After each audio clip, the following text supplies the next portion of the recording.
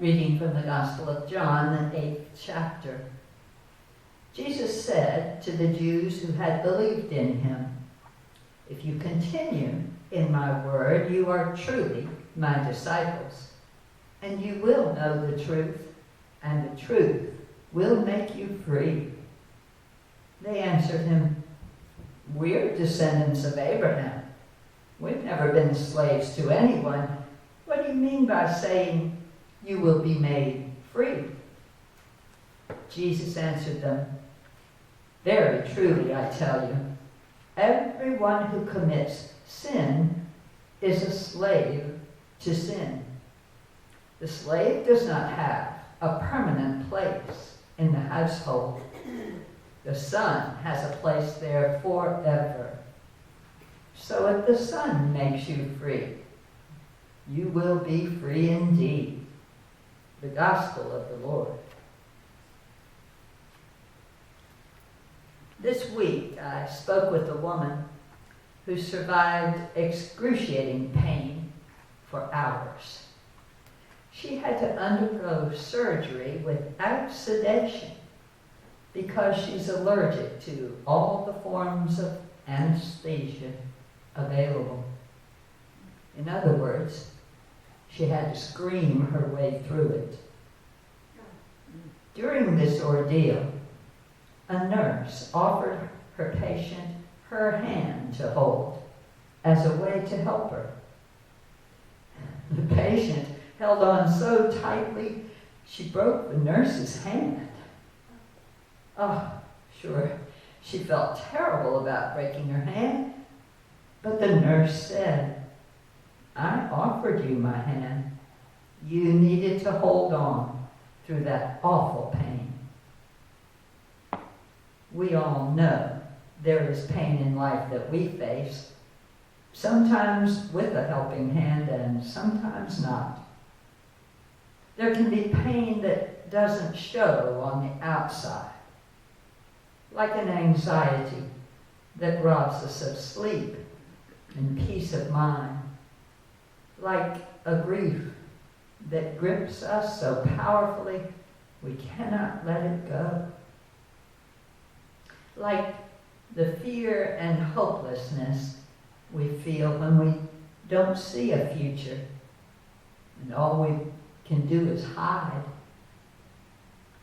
There can be pain in life that disturbs us so fiercely that all our usual ways of coping simply desert us. They don't work. We can be ready to give up. Ready to give up all our defenses, all our own attempts to conquer. And right there, Jesus meets us. Right there. Has Jesus ever been at the end of his rope? Yes. We call it Good Friday. But the cross, the hours of agony by crucifixion, did not look good then. Is there any more graphic, undeniable scene?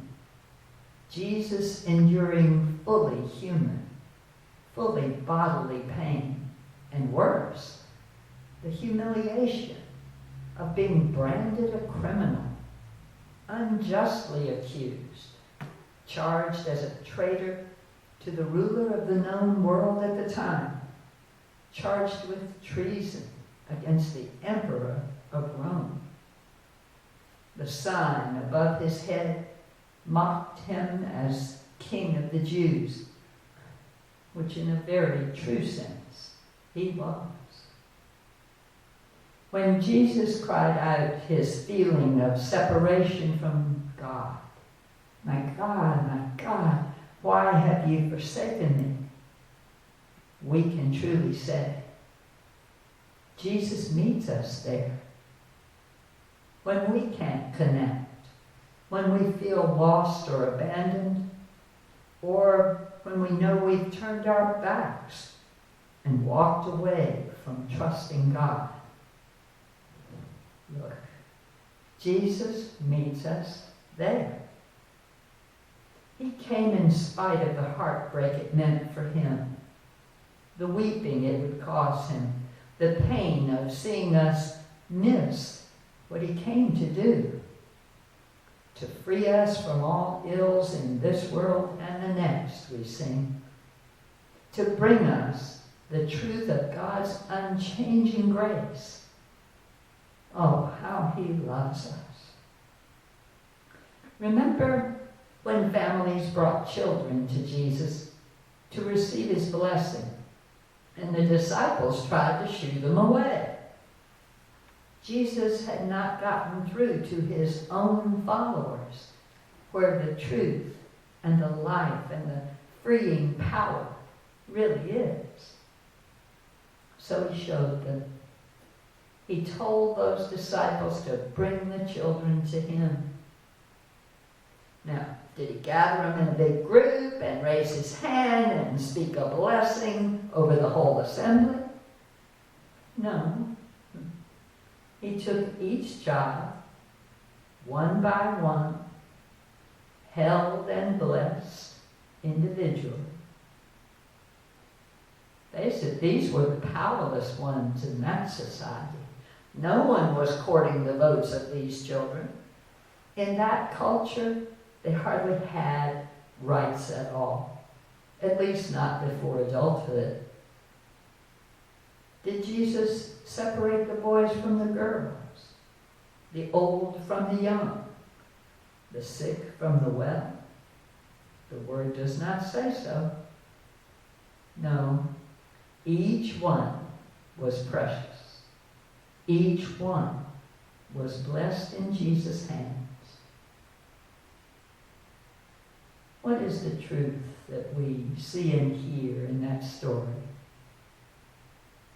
Here we are on a day to remember our need to be always reforming, always refreshing our gladness for the free gift of grace we receive but don't deserve. How possible is it we could still fall for the trap of wanting to keep hold of our power, of thinking we have the best answers to all the questions? Oh, you know it can happen. And Jesus meets us there. Martin Luther saw, with freshly freed eyes, how our human craving for power could corrupt even the church itself. We have to ask, are our eyes open? How shall we check ourselves? Jesus knows we're not free, not always, not even aware sometimes of this truth. But he meets us there. He came to live in our skin and knows right where we fail, where we agonize, and where we dig in our heels in pride of place sometimes.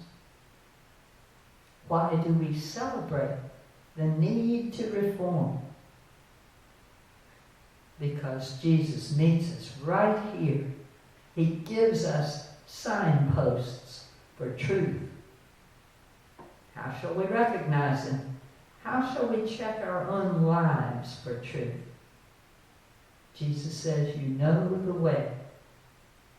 When you see kindness and compassion, when you share mercy and hope, when you hear of justice and love mixed together, when you find peace and joy happening, count on it. Jesus meets us there. Thanks be to God.